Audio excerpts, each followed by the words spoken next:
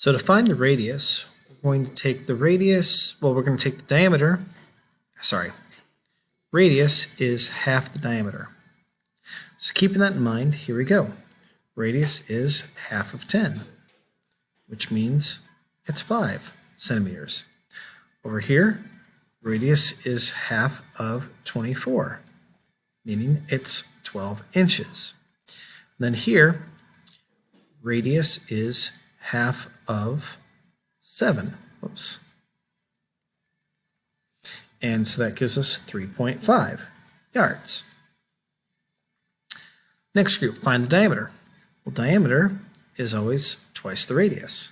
So here we have diameter is 2 times 15, which is 30 feet. Over here we have diameter is twice the radius. So that radius is 2, so this is 4 meters. And then here diameter is 2 times 16, which is 32 millimeters.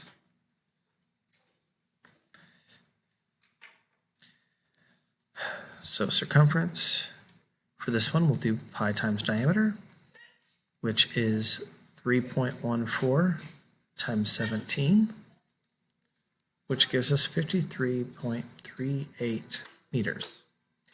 This one, the circumference is 2 pi r, so that's 2 times 3.14 times 3, which gives us 18.84 feet. And then here we have circumference is 2 pi r, which is 2 times, because this is a number that's multiple of 7, we'll go 22 over 7 for 14. And so this gives us 88 inches.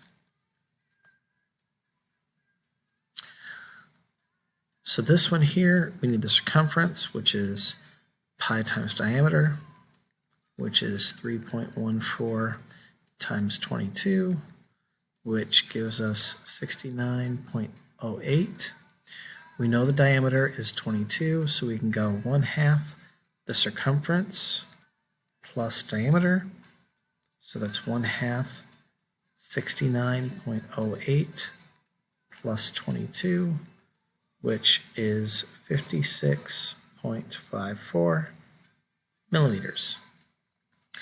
Number 11, we've got circumference is 2 pi r. So circumference is 2 times 3.14 times 4, which means circumference is 25.12. The diameter is twice the radius, and our radius is 4, so that means we're looking at a radius of 8 inches. So we're looking at 1/2 circumference plus diameter. So we're looking at 1/2 of 25.12 plus 8, which means we have 20.56 inches. Number 12, we're back to giving a diameter. So that's 3.14 times 10, which is 31.4. Our diameter in this case is 10, so we have 1/2 times 31.4 plus 10.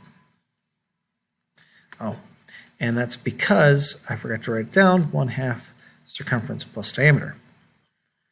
And so that would be 25.7 yards.